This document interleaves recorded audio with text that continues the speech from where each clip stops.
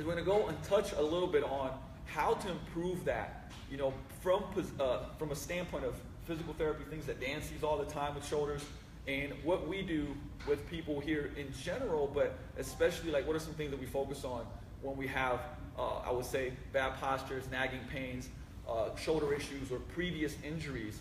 What are we going to look into? So, you know, first comes first, like what, you know, when you come in touch with people that have shoulder problems or had surgeries, what's the route that you're going to go? Like the first thing that you're going to address or kind of look at, you know, before moving forward with them or giving them exercises or talking about how to improve it? I know the first thing I want to talk to you about is going to be posture, the old P word.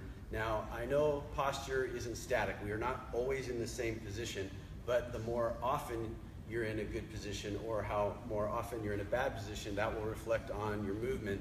You know, Socrates, I think, is the guy that said, you know, the excellence is not an act you do one thing, it's something you do over and over again, or you can look on Google to find exactly what it was, but something along the lines of the bottom line is we are what we repeatedly do.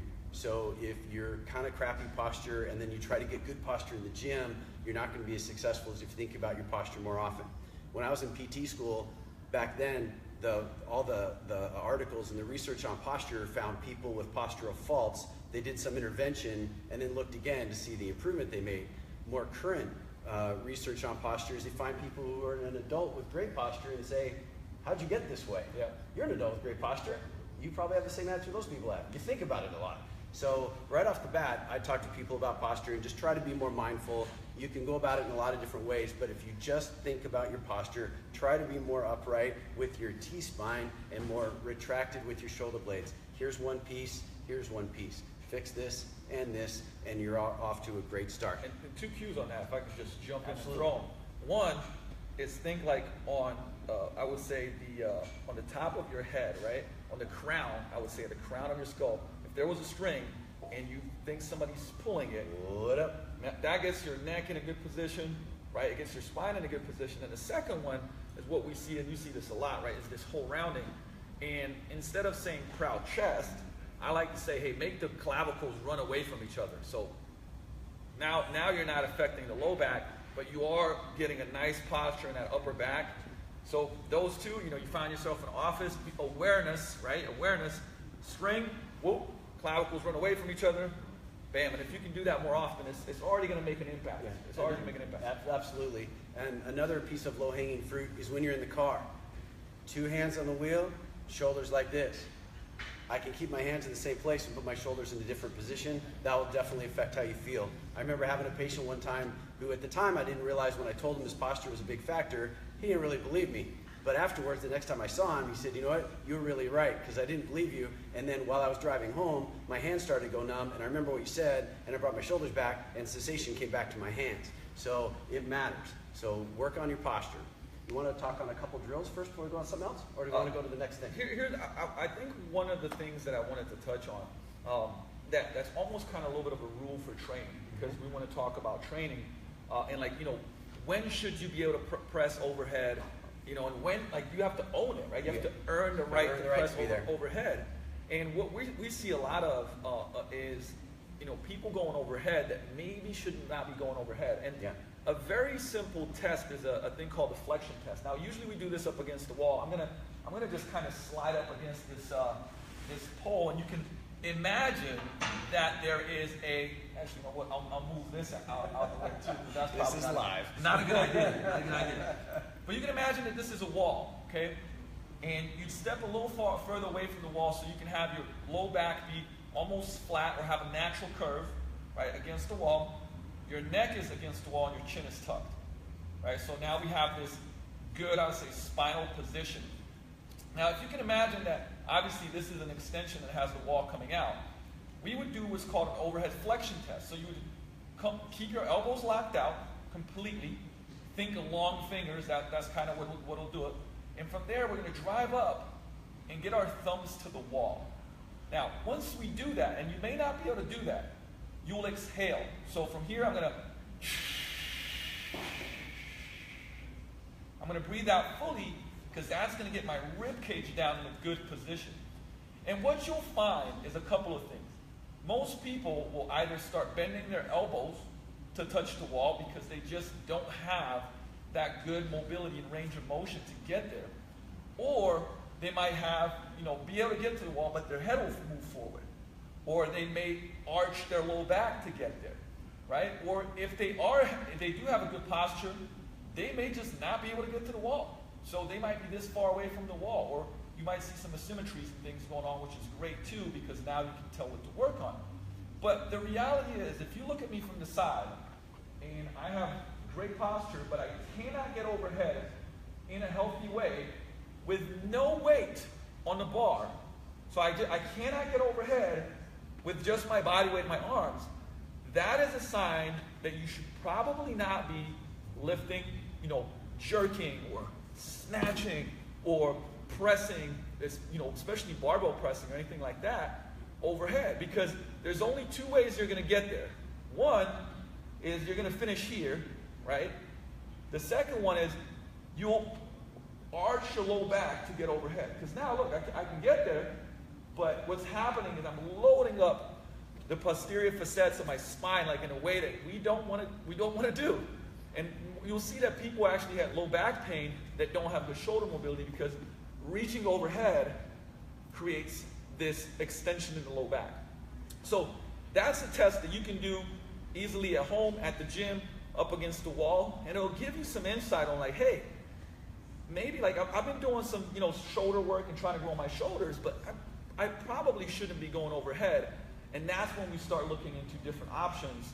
What to do about it. You're still training, but what me and Dan wanted to do today is things that we both actually end up doing with somebody that has shoulder issues, because most of the time, what are some things that people are lacking when it comes to shoulder? Posture is one of them. We touched on that. I guess we'll get some drills for that soon. Your test is a great one. I want to point out to people that a lot of people say, well, I'll just go over like this. You might hear that if you can look in the mirror and if your arm blocks your view of your ear, you're in a good place. If you didn't do it like that. So when he is talking about being back up against a wall, if your back is flat, your chin is tucked, and you can own that and you can get your fingers to touch that wall, you're going to be in a good place. There's not a lot of concern about you pressing overhead. But if you can't do that and you're pressing overhead anyway, the ball and socket orientation is such that things are going to be scraping up there, and sooner or later it's going to complain. And he mentioned you might just choose to go through that. Your body will have a strategy, but it's always going to put a load somewhere else, and somewhere else usually complains about it. So posture number one. Number two, the other thing that I find more often than not is people, when they have a shoulder problem, they're told they have to have a rotator cuff tear, or they have to have some sort of rotator cuff weakness. And I think most of the people I test, the rotator cuff might hurt, but it's strong. And so the drills that people do with their tubes, I mean, it's not that they're no value, but it's certainly not the biggest bang for your buck. So we can show some variations to that. But I think the big thing people don't do is work on their scapula. Shoulder blade. Your shoulder blade is to your arm what the foundation is to your house. And when you're looking at houses, everybody wants to talk about the bedrooms and the bathrooms and the granite and stainless steel. But if all of that beautiful stuff is on a crappy foundation, I'm sorry, you have a crappy house. And so you might have deltoids that look like a bowling ball, but if your shoulder blade isn't anchored to your body well, and if your shoulder blade doesn't upwardly rotate like it should to get up there, then you got problems. So just a quick thing on how the shoulder's supposed to work. When your arm's down by your side, your ball and socket is oriented something like this. As your arm starts to raise up, that ball is going to roll up the socket. And a group of muscles called the rotator cuff pulls it down. Its job is not to rotate. Its job is to center the ball in the socket. And it will pull it down away from the roof and create space so you can raise it higher. But if your shoulder blade muscles don't elevate and upwardly rotate, it's not going to fully clear to get fully overhead. So shoulder blade muscles are critically important. They just don't get all the love that the rotator cuff does for whatever reason. So if you want to do some cuff work, that's fine. But my recommendation, what I see in my office more often than not, people do a ton of shoulder blade work. And just to give you a drill that you can work on, I always like having one thing that's simple. Just do this at home, and it is going to help. It's something that in FRC, which is functional range conditioning, they call CARs, which is circular angular rotations. Now, it sounds all, you might be like, don't worry about it, just call it CARs. But the point is this, and I love these drills because they're simple to do. It's almost like let's just call it shoulder hygiene. You know, you have your sleep hygiene, you know, you have your teeth hygiene, you understand that, like dental hygiene, you got to brush your teeth. This is essentially hygiene to make your shoulder function better. And what's really, really cool about this one, it really isn't that difficult to think about. So imagine, you know, if you're standing up, I actually like the kneeling position too, but we'll just do a standing up in this case. You know, squeezing your glutes, keeping everything nice and tight. So imagine everything in your body is solid, right? So if I was touching you, it'd be like abs are tight, butt's tight, everything's engaged. But my shoulders, and you can do this one at a time, imagine that somebody is literally resisting your fingers here. And from here, I'm going to push. Now, notice how I'm pushing with my shoulder blade. Push out as far as I can. And then once I'm out as far as I can, now I'm going to elevate and shrug. And I keep pushing out. I'm going to go up as high as I can and keep good neck position. And then I'm going to pull it back as far as I can. And I'm going to go down. So what I'm doing essentially is I'm moving that shoulder blade through full ranges of motion and pretending like there's some resistance, right? So I'm pushing against the resistance. I'm pushing against the resistance. I'm pushing against resistance. And same thing going down, pushing against resistance. But what I'm really doing is training my scapula to move with full ranges of motion in a healthy way, where most people are very, like, their scapula is glued, right? Their lats are tight, everything is glued down. And to get there, they would literally have to kind of flex, right? It's not just the scapula moving in this nice way. And you can do this in different positions. You can do it here, right? You can do it overhead. So if you think about pull-ups, chin-ups, things like that, you could be here, do the same thing. Protract, which is difficult here. Elevate, pull back, pull down, right? You can find different angles where you can keep those elbows locked out. And this is something that I do and also recommend, and we guide clients to do that in the morning, and I know you do as well, where they start getting better and better and better, and shoulder health just starts getting better because those are the little things that work. One thing I'd add on to that, the first position he showed you was out here. This is harder than this. So if your arm is really inflamed and holding it out for that length of time is a challenge to you, start here and work on that mobility there. So also when I have show this to people and I ask them to show me again, they come back the next time, let's see how you're doing with your shoulder cars. What they will show are their scapula cars. What they'll show me oftentimes is this sort of thing. You're not dancing, it's not quick. You're asking your body to get as much as it can. There's a reason you're asking everything else to brace, because I don't want to do this. I want to do this, right? So I'm trying to isolate my scapula. I'm trying to keep everything else tight. I might even make a fist with my other hand. I'm creating tension everywhere else, but I want movement here. So I'm not just going to go up. I'm going to go up, up, up, and I'm going to go up as far as I can. Now as I'm as far up as I can, I'm going to go as far back as I can, and so on as he showed you. Another variation that's terrific is weight bearing. Get on your hands and knees. Try the same thing. In this case, your scapula's not moving, your body does. It's sort of a, the mountain in Muhammad. And it's actually, you know what, you guys can see this. Yeah, so I'm on all fours. So now, where's he going to go? So I'm going to, imagine that I'm going to go up, out, down. So essentially I'm creating this movement. There you go. You can kind of follow that square or kind of oval pattern of his movement. So it's the same thing as when he was standing, but now he's got a weight-bearing load. He could make it harder if he wanted to by being in a push-up position. Exactly. He could make it harder if he wanted to by taking one hand off the ground, right? There's a lot of variations to it. You can get as crazy with that as you want to, but it's a great way to connect your brain with the muscles that control your shoulder blade, because we all spend too much time here, and the shoulder blade's kind of dead in the water and turned off. Remember, this is where we want to be. So getting them to be used to working there and eventually up here, super useful for your shoulder health, your shoulder hygiene. And one of the things you'll notice that we keep coming back to as we're talking about shoulders is core. Because if this is not the solid foundation and in a good position where your rib cage, like we like to call short abs, rib cage is down, this is a good position to work from, right? We have stability here. But if I don't have this good stability, I'm going to go all over the place and try to find that range, and I'm going to shift to the hip and all types of stuff. So getting this strong and getting this in good positions is a key factor, which is why core training can help, I would say, alleviate and fix a lot of stuff. Now, it's not the end-all be-all, but it's a great thing. And if you guys watched our conversation and our video on a low back pain, we talked about breathing. Now, the breathing comes into play just as much here, because breathing allows, I'm going to get a little bit geeky here, but proper breathing goes into the diaphragm, mid-rib cage, and then what's called apical expansion up here. And that creates a good stability for the shoulder as well. Where if you're just chest breathing, you're actually doing 20,000 shrugs a day, and usually your head is going to go forward, and that's how you get this forward head posture, right? And the thing is, this is a bad position. So I'm going to show you an example of, if I push my head forward and shrug, and I try to get my hands overhead, like this is as far as I can go.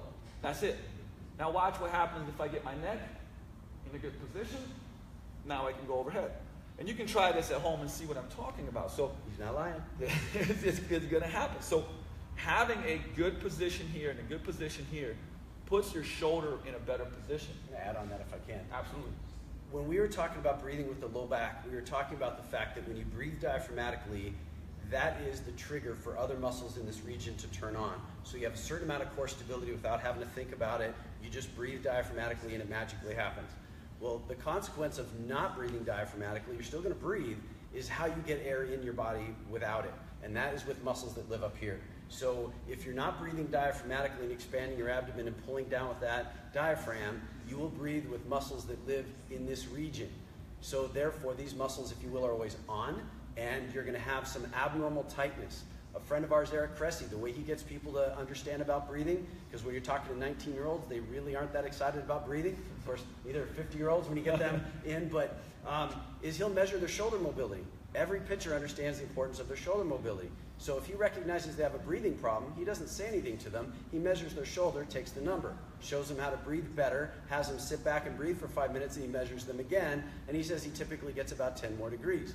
That's really substantial, because if you're not breathing with your diaphragm, you're breathing with stuff up here, and now your shoulder isn't going to move freely, neither is your neck. So get some freedom. With that said, what we're going to do is show a drill that actually addresses a number of things in one go.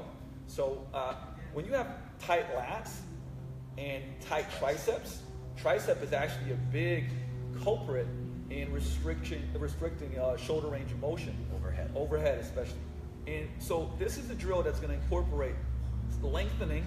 So and we recommend obviously doing soft tissue work on lats and triceps. Those are actually big ones before doing mobility drills. But this is a great mobility drill that will incorporate lengthening the triceps, lengthening the lats, and then breathing in these positions. And don't forget your T-spine. And and extending my T-spine, another great point, right? Because if we're here, right, we have to learn to and train to extend our upper back, our T-spine, so that we can get into these positions. So this is a drill that does all of these. And you can do it with a band, you can do it with this is a PVC pipe. Yeah, just have something in your hand, seems to work better. You don't want it to be heavy. He could use an Olympic bar, right? Long and straight, but it's heavy. The point is not for it to be heavy. The point is for it to be a stick. It's for a cue. And so I'm going to bring I don't want my elbows to be out wide. I actually want to bring them in. And you can see I'm on in this quadruped, this all fours position essentially. And what I'm going to do is, as I'm going back, I'm going to push back into my hips, and then I'm going to curl this bar. Now, I'm going to kind of show you guys, like, right now, you start feeling your lats get long. Length right through there. And some people may not be able to get to you. You might be right here, right? So I've been working on this for quite a bit. So I'm pushing my butt back as far as I can, driving this long, keeping my chin tucked. And once I'm in this position, I'm going to exhale fully.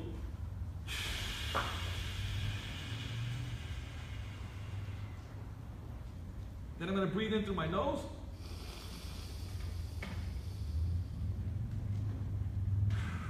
Exhale and come up. And that's going to be 1 rep. So what ends up happening is that when I'm in that bottom position, now my lat is long, my tricep is long, my neck is neutral. I exhale and get my rib cage down. I'm going to get even more of a stretch. And then I'm going to breathe deep into my belly through my nose. And it's going to create stability. And actually the air is going to mobilize my upper back. When you keep doing this, what happens is the air, when it comes into your upper back, it actually mobilizes because believe it or not, but your lungs attach to the upper back, to the thoracic vertebrae. So when they expand the right way, they're actually mobilizing your joints at the same time. So this is one of those bang for your buck drills that will get you a ton out of. Let's add one more thing if you don't mind. Yeah. Go back in that same position. Okay. So we had mentioned we're going to talk about soft tissue work. Now, soft tissue work takes time and it's not particularly enjoyable, so let's not do any more than we have to. Let's say go about halfway and you're stuck. So let's say that's as far as Luka goes, and then he's stuck. If he keeps his body there but then straightens his arms and then he can go further, his limiter was his triceps. So then he knows he's going to have to really work that with his foam roller, his roller stick, whatever. If he is like that and he straightens his arm out and nothing changes, triceps aren't the culprit. So it's just a way you can be a little bit selective with what you've got. And what it does is, a great point, Dan, is it cuts down on, soft tissue work is awesome, but spending 15 minutes a day rolling out all types of stuff before you get started is usually not very efficient. You want to get to the culprit, work that, do your mobility drills, get into your warm-ups, and then get going. So when you're thinking about these, and like I said, this is effective things that will help you move better and feel better. And remember, you may not be able to press overhead even if you do all these things right now, and that's okay, because one of the great, actually, I'm trying to think, you know what, we're going to just use this. So imagine that this is a barbell, okay? And you guys may have seen, like in the gym, if you put a barbell into the corner, Are you going to do your landmine? I'm going to do a landmine press. We call it a landmine press or a core trainer press. So this is a barbell. We love the half kneeling position. So imagine, obviously, the barbell is a little longer, and it being a corner. Now we can press here. Now, as you can see, in half kneeling position or tall kneeling position, I love the half kneeling position. We can get our core engaged, right? We got our abs tight, our butt tight, and we're not pressing overhead because we can't go there yet. But we are working the shoulder, and what we said at the beginning, that we can still work that scapula when we press out. And almost anyone can do this. Add another cue. Yep. So as you press, your body is a cylinder, and your shoulder blade is on that cylinder. It's not a square, so there's no straight lines. So for this one, the cue is to bring your arm up and around a little bit. Keep in mind also that if his hand is there, this is the angle. If he's taller and he stands up, then it'll be relatively lower to him. It'll be more like a horizontal press as opposed to this one, which is sort of that 3/4, 2/3 vertical. So if you're not able to press overhead, but you still want to do some pressing work, and you can come at this angle pain-free, this is your place to live until you're up here. And just have that slight curve so that muscles around the front side of the shoulder blade have a chance to work even more. And so notice that we keep coming back to, even though we want to train the muscles, but the movements have to be quality for us to train the muscles. Now, you have to earn to be able to go overhead. You have to earn to be able to do certain things. Now, you can do, most of the time, if you have shoulder pain overhead, most people can do, I would say, horizontal pressing. Your push-ups are fantastic. You also have dumbbell bench presses where you're turning the angle, giving your shoulder room to breathe. There's a ton of different things that you can do, and you should do. So it's like working the things that make you get better posture and better positions, better core engagement, and then you can do those things that keep you out of pain and still develop the muscles and the goals that you want to achieve, right? Is there anything? Oh, I absolutely want to touch on this. So we keep talking about T-spine. You can foam roll your T-spine. I think that's pretty commonly seen. If you get 2 tennis balls or 2 lacrosse balls and tape them together, you'll get one of these. Or you can get one of these, go to radroller.com and buy it the way I did. The cool thing about the spine, like Luka and I are 2 different size people. We could have Shaquille O'Neal over here. Our spines are almost identical in size. So the spinous processes, the little pokey things when you feel in the center stick out, they fit there in the middle. And then where the joints are is just about the apex of that. So because even though we all come in different sizes, our spines are almost identical, these fit all of us. And rolling on one of these for your T-spine really works. I'll give a little demonstration here. So when you lay on your back, you want to center on that. And so your first thing you got to do is to lay down so that it's centered on you. Now, when you're here, if you've not done this before, this might feel like a lot to you. Some people, when they try to lay here, it's so much they can't even breathe comfortably. If that's the case, put a little pad, folded towel or something underneath your head and it'll soften it, and gradually you get to be here. So if you can be here and you're pretty comfortable, then you can start leveraging on that spot, and wherever that roller is, that level, that joint is being encouraged to extend a little bit. What I can also do is kind of come up to, now I'm lifting my body off of it, and now my body weight is on the edge of that roller, and I can kind of drop on it or even kind of bounce. That feels pretty good too. So if you like to bounce, bounce. If you want to sit here and breathe, breathe.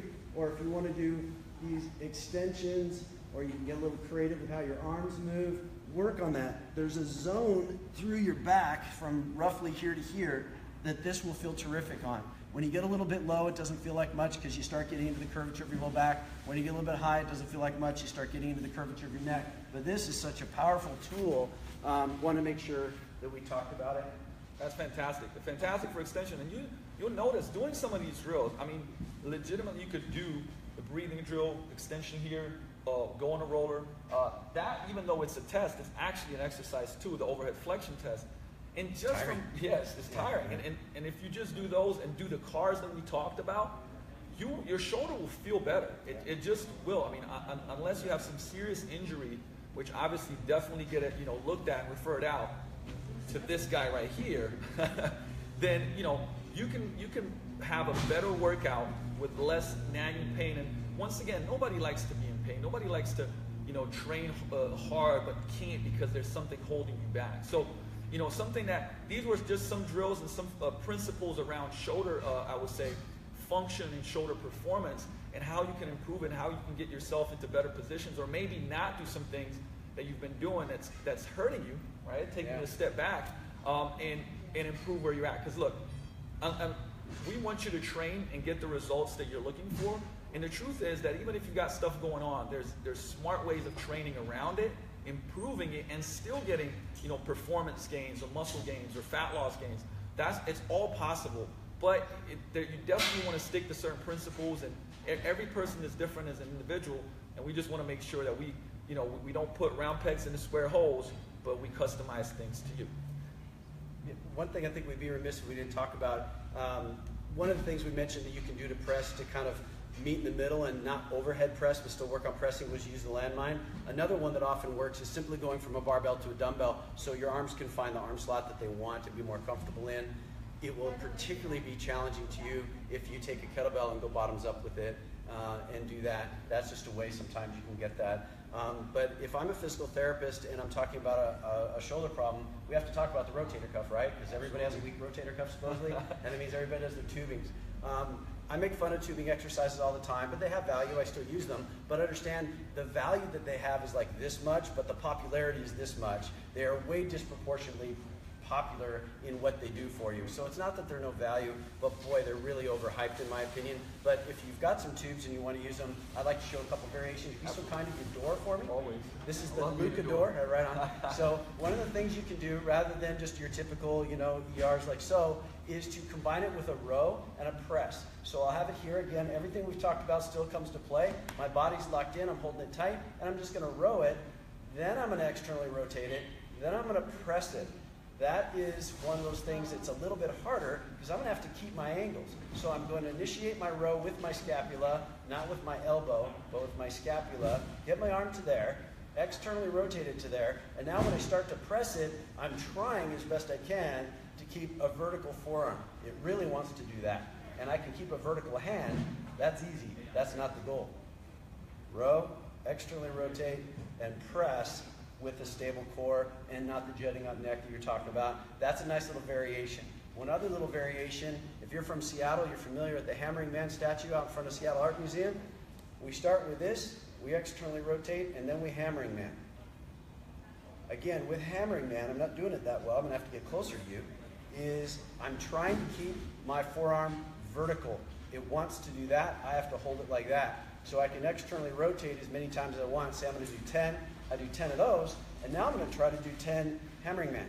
And as I do that, again, I'm trying to keep my ribs down, I'm trying to keep solid, and I'm trying to keep a vertical forearm. If you want to use your tubing exercises, those are so much better than the usuals. Awesome drills, by the way. And damn good door. I love being a door.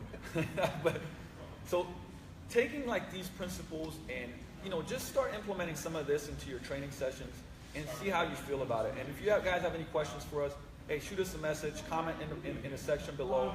Come by, because like I said, here, man, we're always open to having conversations, helping people out, maybe seeing some possibilities that they haven't, and working around things so we can get them from point A to point B, whatever that may be for you. So, love and appreciate you guys hanging around. We're going to keep doing these. Thank you, Dan, as always. See you on next Thursday. Peace out.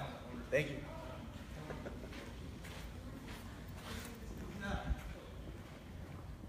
So, I was thinking every, do you know who